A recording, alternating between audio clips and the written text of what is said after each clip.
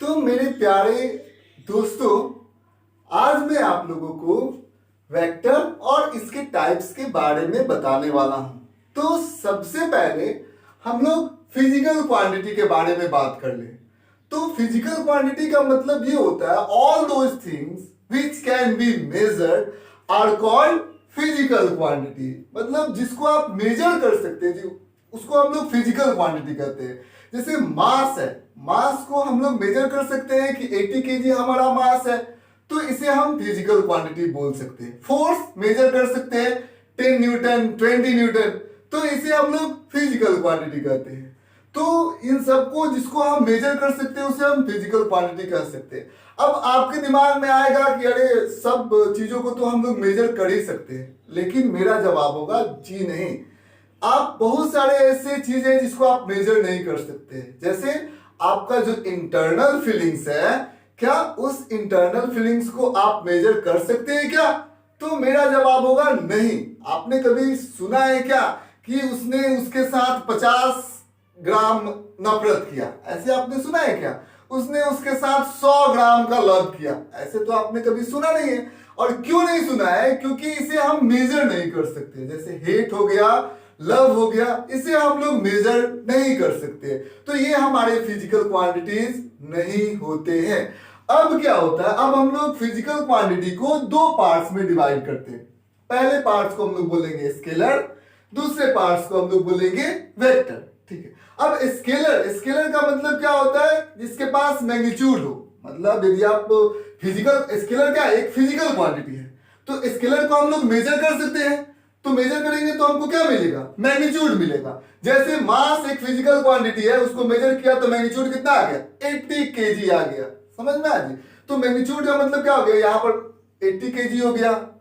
Distance को major करेंगे तो 10 मीटर हो जाएगा। फोर्स को मेजर करेंगे तो मैग्नीट्यूड 10 न्यूटन आएगा। तो हम लोग स्केलर उसे कहेंगे जिसके पास मैग्नीट्यूड मस्ट होना चाहिए।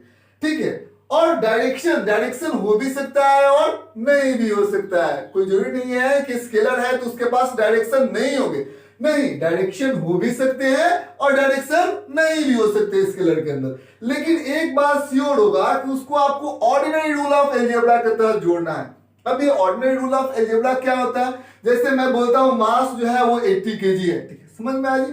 मास 80 केजी है। ठीक है, समझ में आ जी? और इसके पास कोई डायरेक्शन नहीं है, कोई डायरेक्शन नहीं है। यदि मैं खड़ा हूं, यदि मेरा मास 80 केजी है, लेट भी जाऊंगा, चाहे किसी भी डायरेक्शन में मैं चला जाऊंगा, इससे मेरे मास पर क्या कोई फर्क पड़ेगा क्या?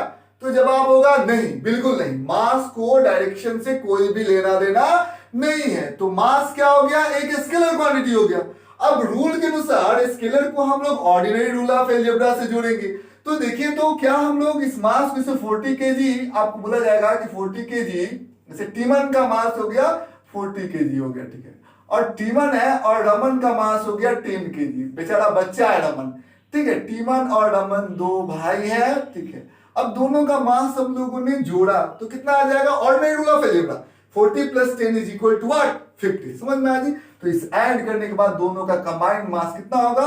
आपका 50 केजी हो गया। तो हम लोग यहां पर कह सकते हैं कि हम लोग मास को ऑर्डिनरी रूल ऑफ अलजेब्रा के तहत जोड़ सकते हैं। ठीक है, अब आइए हम लोग बात करते हैं वेक्टर के बारे में। वेक्टर के बाद, वेक्टर के पास क्या होता है? मैग्नीट्यूड। स्केलर के पास भी मैग्नीट्यूड, वेक्टर के पास भी मैग्नीट्यूड। ठीक है, दोनों के पास मैग्नीट्यूड। स्केलर के पास मे हैव डायरेक्शन, लेकिन वेक्टर के पास मस्ट हैव डायरेक्शन। मतलब इसमें डायरेक्शन मांगता है, आप डायरेक्शन होना ही होना चाहिए। ठीक है, अब ये इसको हम लोगों ने ऑर्डिनरी रूल ऑफ अलजेब्रा के तहत जोड़ देना। जैसे 10 plus 10 is equal to 20, 10 plus 5 is equal to 20। लेकिन वेक्टर को जोड़ने का तरीका जो होता है वो बिल्कुल भी अलग होता है। जैसे एग्जांपल में आप देख सकते हैं, फॉलोज वेक्टर अलजेब्रा। वेक्टर को आप ऐसे नहीं जोड़ सकते। ठीक है, क्योंकि वेक्टर के पास डायरेक्शन होता है तो उसका एक अलग अलजेब्रा होता है। जोड़, घटाव, गुणा, भाग। ठीक है, ऐड, सब्ट्रैक्ट, मल्टीप्लाई, इसका एक अलग होता है। जैसे आपको हम बताने जा रहे हैं, जैसे यहां पर देखिए फोर्स है, तो फोर्स है बाबू, ये 10 न्यूटन का फोर्स आगे लग गया, वेक्टर है फोर्स। ठीक है, और 10 न्यूटन का फोर्स पीछे लगे, इसीलिए हम लोगों ने इसको डायरेक्शन दे दिया हुआ। तो यहां पर आपसे पूछा जाएगा रिजल्टेंट फोर्स कितना है? 10 न्यूटन का दो फोर्स लगा हुआ है, तो रिजल्टेंट फोर्स कितना हो जाएगा, तो हमारा आंसर होगा resultant force is equal to 0 newton हो जाएगा। अब वही 10 न्यूटन यदि सेम डायरेक्शन में लग जाता तो रिजल्टेंट फोर्स कितना हो जाता, 20 न्यूटन। ये एडिशन है, वेक्टर को हम लोगों ने ऐड किया, ठीक है, अब 20 न्यूटन हो गया। तो आप यहां से सावधानी से सब देख सकते हैं कि वही दो फोर्स को हम लोग ऐड करें तो एक बार 0 रिजल्टेंट दे रहा है, वही दो फोर्स को ऐड करें तो एक बार 20 न्यूटन का रिजल्टेंट दे रहा है। यानी कि इसको ऐड करने का जो तरीका होता है, रिजल्टेंट निकालने का जो तरीका होता है, वो बिल्कुल भी अलग होता है, ठीक है। उसका मतलब वो वेक्टर अलजेब्रा को फॉलो करता है, ठीक है। अब इसके पास डायरेक्शन भी होते हैं। अब रिप्रेजेंटेशन ऑफ वेक्टर, वेक्टर को हम लोग कैसे रिप्रेजेंट करेंगे, तो वेक्टर के पास मैग्नीट्यूड भी होगा डायरेक्शन भी होगा। तो जब भी आप वेक्टर को रिप्रेजेंट करिएगा तो आपको मैग्नीट्यूड को भी रिप्रेजेंट करना होगा और डायरेक्शन को भी रिप्रेजेंट करना होगा। देखिए ये एक लाइन मैंने एक एरो बना दिया, ठीक है। एरो तो सब लोगों को बनाने आता ही है। ये हो गया वेक्टर का हेड, ये एरो ये हो गया वेक्टर का हेड, और यह हो गया वेक्टर का टेल। टेल से लेकर हेड तक के बीच की दूरी को हम लोग बोलेंगे इसका मैग्नीट्यूड। जितना बड़ा टेल से लेकर हेड तक का डिस्टेंस होगा उतना ही बड़ा इसका मैग्नीट्यूड होगा। हेड जो होगा वो हमें डायरेक्शन देता है, ठीक है, समझ में आया, डायरेक्शन देता है। जैसे यहां पर हम लोग डायरेक्शन पढ़ेंगे तो ये ऊपर वाला क्या हो गया नॉर्थ, इधर वाला क्या हो गया ईस्ट, तो नॉर्थ का अपोजिट क्या हो जाएगा साउथ, ईस्ट का अपोजिट क्या हो जाएगा वेस्ट हो जाएगा। समझ में आया जी। तो ये चीजें आपको ध्यान से समझना होगा। ये डायरेक्शन हो गया नॉर्थ ईस्ट, नॉर्थ का अपोजिट साउथ, ईस्ट का अपोजिट वेस्ट हो गया। तो इस वेक्टर का डायरेक्शन किसके अलॉन्ग होगा, क्योंकि ये हेड जो होगा वो डायरेक्शन बताएगा। तो देखिए ईस्ट भी इसका डायरेक्शन किधर होगा, ईस्ट की तरफ होगा। और जितना ज्यादा ये दूरी हो गया हेड और टेल के बीच में दूरी होगा उतना ही ज्यादा मैग्नीट्यूड होगा। जैसे एक और वेक्टर हम लोग यहाँ पर एक और वेक्टर हम लोग लेते हैं, वो यहाँ से यहाँ तक लेते हैं। अब इन दोनों वेक्टर में किसका वेक्टर का मैग्नीट्यूड ज्यादा होगा, तो जो नीचे वाला वेक्टर है उसका मैग्नीट्यूड ज्यादा होगा, ठीक है। दोनों का डायरेक्शन सेम है लेकिन नीचे वाले वेक्टर का मैग्नीट्यूड ज्यादा हो जाएगा। समझ में आ? अब आइए हम लोग टाइप्स ऑफ वेक्टर के बारे में समझते हैं। तो सबसे पहले पैरेलल वेक्टर। तो पैरेलल वेक्टर का मतलब क्या कि दोनों का हेड जो होना चाहिए वो सेम, मतलब दोनों का डायरेक्शन सेम होना चाहिए। और डायरेक्शन सेम होना चाहिए मतलब क्या, देखिए ये दोनों वेक्टर जो है वो पैरेलल वेक्टर है क्योंकि दोनों का डायरेक्शन किसके अलॉन्ग है, ईस्ट के अलॉन्ग है। तो दो वेक्टर जिसका डायरेक्शन सेम होता है उसको हम लोग पैरेलल वेक्टर बोलते हैं, ठीक है। इक्वल वेक्टर क्या होगा, वेक्टर के पास क्या होता है बाबू, मैग्नीट्यूड होता है और डायरेक्शन होता है। तो इक्वल वेक्टर के बारे में क्या ख्याल है, तो मैग्नीट्यूड भी दो, ऐसे दो वेक्टर जिसका मैग्नीट्यूड भी बराबर हो और जिसका डायरेक्शन भी बराबर हो क्या कहलाएंगे, इक्वल वेक्टर। तो यहां पर ध्यान दीजिएगा, क्या ये दोनों इक्वल वेक्टर है क्या, दोनों का तो डायरेक्शन सेम है, दोनों का डायरेक्शन ईस्ट है और दोनों का हेड से लेकर टेल तक का दूरी भी क्या है, सेम है। तो दोनों का मैग्नीट्यूड भी बराबर है और दोनों का डायरेक्शन बराबर है, तो इसको हम लोग इक्वल वेक्टर्स कह सकते हैं, ठीक है। अब आइए एंटी पैरेलल वेक्टर्स के बारे में बात करेंगे। तो पैरेलल मतलब क्या, सेम डायरेक्शन। एंटी पैरेलल मतलब क्या, एंटी मतलब अपोजिट, अपोजिट डायरेक्शन। तो दो वेक्टर जिनके डायरेक्शन अपोजिट होंगे वो एंटी पैरेलल वेक्टर कहलाएंगे। Negative of a vector, negative of a vector का मतलब क्या, किसी भी वेक्टर का निगेटिव ऑफ ए वेक्टर बनाना है, जैसे यह एक वेक्टर है इसका निगेटिव ऑफ ए वेक्टर बनाना है तो बड़ी आराम से बना सकते हैं। कैसे, डायरेक्शन को जस्ट क्या कर दीजिए, अपोजिट कर दीजिए, ठीक है, समझ में आ गई, डायरेक्शन को जस्ट अपोजिट कर दीजिए तो हमें मिल गया निगेटिव ऑफ ए वेक्टर। समझ में आ गई, मतलब मैग्नीट्यूड वही का वही रखना है, जो मैग्नीट्यूड ऊपर वाले का है वही मैग्नीट्यूड नीचे वाले का है, लेकिन नीचे वाले का डायरेक्शन क्या है, ऊपर वाले के जस्ट अपोजिट है। तो इसका निगेटिव ऊपर वाले का निगेटिव हो गया नीचे वाला और नीचे वाले का निगेटिव हो जाएगा ऊपर वाला। जैसे मान लेते हैं कि मुझको इसका निगेटिव ऑफ ए वेक्टर बनाना है तो क्या करेंगे, बस इसको पलट देंगे, मैग्नीट्यूड वही रखेंगे और डायरेक्शन उल्टा कर देंगे, ठीक है। तो निगेटिव ऑफ ए वेक्टर हम लोगों को समझ में आ गया। अब आइए को इनिशियल, मतलब को मतलब क्या होता है, सेम। इनिशियल ऐसा वेक्टर जिसका इनिशियल पॉइंट जो होता है वो सेम हो जाएगा तो क्या कहलाएगा, को इनिशियल वेक्टर। जैसे ए बी सी ये तीनों के तीनों वेक्टर क्या हो गए, को इनिशियल वेक्टर, क्योंकि उनका इनिशियल पॉइंट जो है, स्टार्टिंग पॉइंट जो है वो सेम है, ठीक है। को लीनियर वेक्टर, को मींस सेम और लीनियर, को लीनियर मतलब सेम जो लाइन में होंगे, ठीक है, समझ में आ गई। तो ये वेक्टर है और ये भी वेक्टर है तो ये क्या हो गए, दो कंडीशन हो सकते हैं, सेम लाइन में कब होंगे, दोनों का डायरेक्शन या तो सेम होगा तो उसको हम लोग सेम लाइन में कह सकते हैं, या दोनों का डायरेक्शन अपोजिट हो गया। तो दो वेक्टर जिसका डायरेक्शन सेम हो और अपोजिट हो उसको हम कोलिनियर वेक्टर बोल सकते हैं, क्योंकि हम लोग उसको एक लाइन के ऊपर रिप्रेजेंट कर सकते हैं, ठीक है, समझ में आ गई। अब यहां पर देखिए कोप्लेनर वेक्टर मतलब जो सेम प्लेन में हो उसे हम लोग क्या बोलेंगे, कोप्लेनर वेक्टर बोलेंगे। जैसे ये बोर्ड एक प्लेन हो गया और इसमें जितने भी वेक्टर्स होंगे सारे वेक्टर्स को हम लोग कोप्लेनर वेक्टर्स बोल सकते हैं, क्योंकि सेम प्लेन, ये बोर्ड एक प्लेन है, समझ में आ गई, प्लेन हो गया वो। जैसे ये रूम जो है वो 6 सरफेस से बना हुआ है और उसको हम लोग क्या बोलेंगे, प्लेन बोलेंगे। जैसे एक सरफेस ये, एक सरफेस वो, ऊपर नीचा आगे और पीछे, ठीक है, ये सारे सरफेस से ये बना हुआ है, तो ये 6 सरफेसेस से एक क्यूब बनता है। उसी प्रकार से बोर्ड भी क्या है, एक प्लेन है, ठीक है, और इस पर जितने भी वेक्टर्स होंगे उन सारे वेक्टर्स को हम लोग क्या बोलेंगे, कोप्लेनर वेक्टर्स बोलेंगे, ठीक है।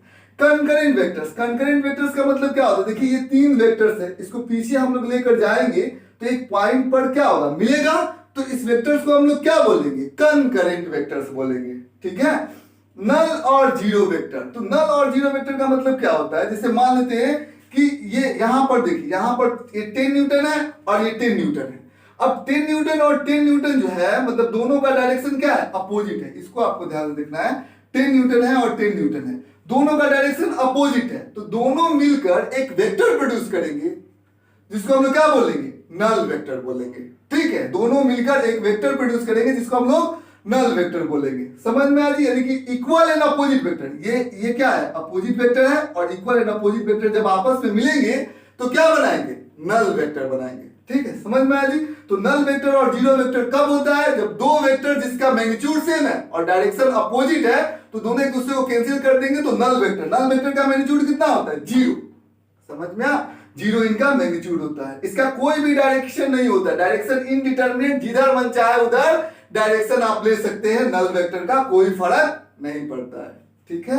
अब यूनिट वेक्टर का मतलब क्या होता है, जिसका मैग्नीट्यूड 1 होता है। यूनिट वेक्टर को आपको समझना होगा, जैसे मान लेते हैं कोई वेक्टर है, जैसे a इज इक्वल टू कितना हो जाएगा, 10 मीटर पर सेकेंड टुवार्ड्स ईस्ट, तो यहां पर ये a एक वेक्टर है, ठीक है, समझ में, a एक वेक्टर है।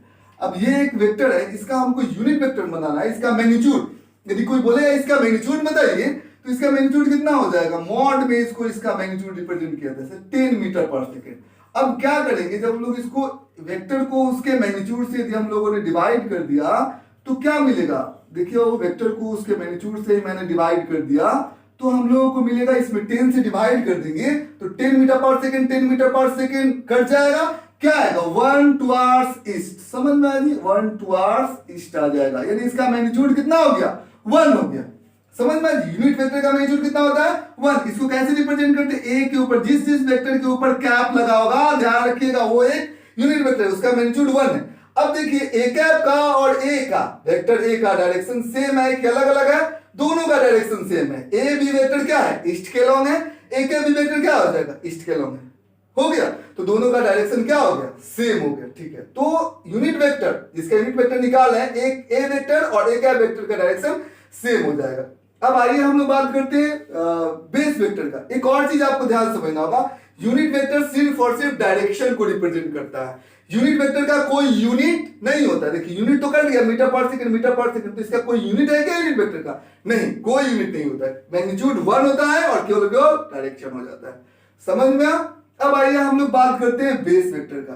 तो बेस वेक्टर जो होता है ना बाबू, जैसे आई कैप 3 परपेंडिकुलर वेक्टर, 3 एक्सिस बनाएंगे बाबू, एक हो गया, ये हो गया हमारा एक्स एक्सिस, ये हो गया वाई एक्सिस और ये हो गया जेड एक्सिस, तो 3 एक्सिस हो गया। तो इसको हम लोग बेस वेक्टर के बारे में हम लोग बताने जा रहे हैं। एक्स एक्सिस के अलावा एक यूनिट वेक्टर आई कैप, वाई एक्सिस के अलावा एक unit vector J cap and Z axis के अलावा एक यूनिट वेक्टर क्या हो जाएगा, के कैप। पॉजिटिव, ध्यान रखना, पॉजिटिव एक्स एक्सिस है, पॉजिटिव वाई एक्सिस है और पॉजिटिव जेड एक्सिस है, ठीक है। तो यूनिट वेक्टर का मतलब क्या होता है कि जिसका मैग्नीट्यूड 1 हो और वो डायरेक्शन को केवल रिप्रेजेंट करता है। तो ये बेस वेक्टर होते हैं आई कैप, जे कैप और के कैप। पॉजिटिव एक्स एक्सिस के अलावा आई कैप, पॉजिटिव वाई एक्सिस के अलावा एक यूनिट वेक्टर जे कैप और पॉजिटिव जेड एक्सिस के अलावा एक यूनिट वेक्टर के कैप। अब देखिए पोलर वेक्टर का मतलब क्या होता है, जिसका एक स्टार्टिंग पॉइंट होता है, स्टार्टिंग पॉइंट होगा तो उसको हम लोग क्या बोलेंगे, पोलर वेक्टर बोलेंगे। जैसे आप यहाँ पर देख सकते हैं, जैसे ये कोई वेक्टर है, ठीक है, इसका एक स्टार्टिंग पॉइंट है, देखिए यहाँ पर ये टेल है, जिस वेक्टर के पास टेल है मतलब उसका स्टार्टिंग पॉइंट है, तो उसको हम लोग बोलेंगे पोलर वेक्टर, ठीक है। ऐसे वेक्टर जिसके पास स्टार्टिंग पॉइंट होगा, जैसे फोर्स हो गया, स्पीड हो गया, वेलोसिटी हो गया, डिस्प्लेसमेंट हो गया, इन सारे वेक्टर्स के पास स्टार्टिंग पॉइंट होता है। समझ में आया? तो ये पोलर वेक्टर हो जाते हैं। लेकिन एक्सियल वेक्टर क्या होता है? एक्सियल वेक्टर वो वेक्टर होते हैं जिनका डायरेक्शन हम लोग राइट हैंड थंब रूल से निकालते हैं। ठीक है, समझ में आया जी? करते क्या है, ये मेरा राइट हैंड है, समझ में आया? ये मेरा राइट हैंड है। अब ये वेक्टर, ये कोई ऑब्जेक्ट सर्कुलर पाथ में ऐसे रोटेट कर रहा है, ठीक है, समझ में आया? रोटेट कर रहा है, तो हमको एक्सियल वेक्टर निकालना है। तो जिस डायरेक्शन में रोटेशन हो रहा है उसमें हमने अपने ऐसे रोटेट करा बाबू, तो राइट हैंड को लिया, फिंगर को ऐसे कर्ल कर लिया, तो ये हमारा जो आएगा वो एक्सियल वेक्टर होता है। एक्सियल वेक्टर का कोई स्टार्टिंग पॉइंट नहीं होता है। जितने भी एंगुलर मोमेंटम होते हैं, एंगुलर एक्सेलरेशन होते हैं, एंगुलर डिस्प्लेसमेंट होते हैं, वो सब के सब एक्सियल वेक्टर होते हैं, क्योंकि उनके पास मैग्नीट्यूड तो होता है लेकिन उनका कितना, उनका स्टार्टिंग पॉइंट नहीं हो पाता, केवल हम लोग उसको डायरेक्शन बता सकते हैं।